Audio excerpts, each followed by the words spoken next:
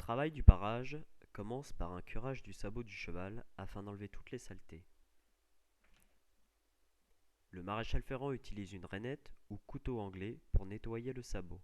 Cette étape est la première et elle est essentielle puisqu'elle permet au maréchal ferrant de travailler sur un pied propre.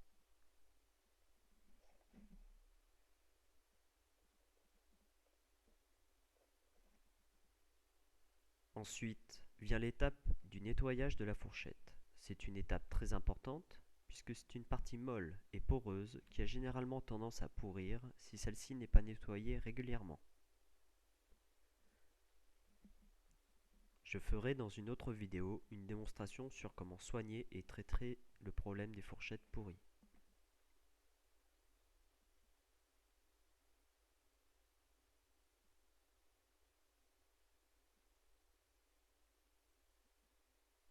Ensuite, on vient redessiner les barres ou arcs boutants. Le terme de barre est généralement plus utilisé.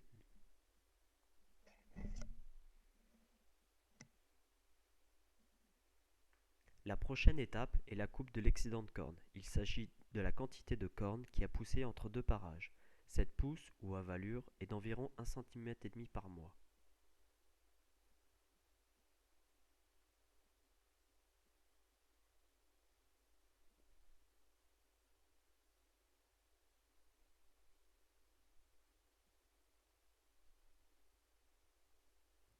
On vient mettre à plat le plan de parage.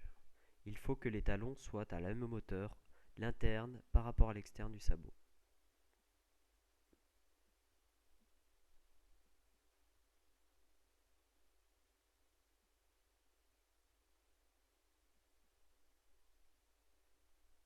On râpe la paroi de sorte qu'il ait la même épaisseur de paroi que ce soit en externe ou en interne.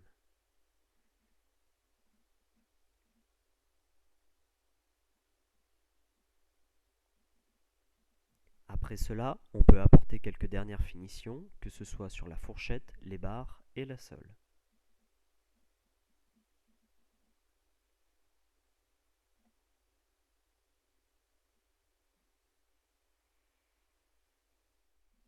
On vérifie maintenant la planéité du parage.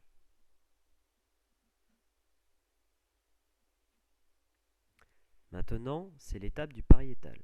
Il faut mettre la paroi droite, donc ainsi râper tout évasement excessif. La partie râpée s'agit du tiers inférieur de la paroi du cheval. Sa partie supérieure n'est pas touchée pour la laisser la plus forte possible. Un râpage trop intensif réduit l'épaisseur de paroi du cheval et devient alors une gêne si un jour le cheval doit être ferré. Puisque les clous sont brochés dans la paroi, une diminution de l'épaisseur augmentera les risques de piquer le cheval ou bien de le serrer.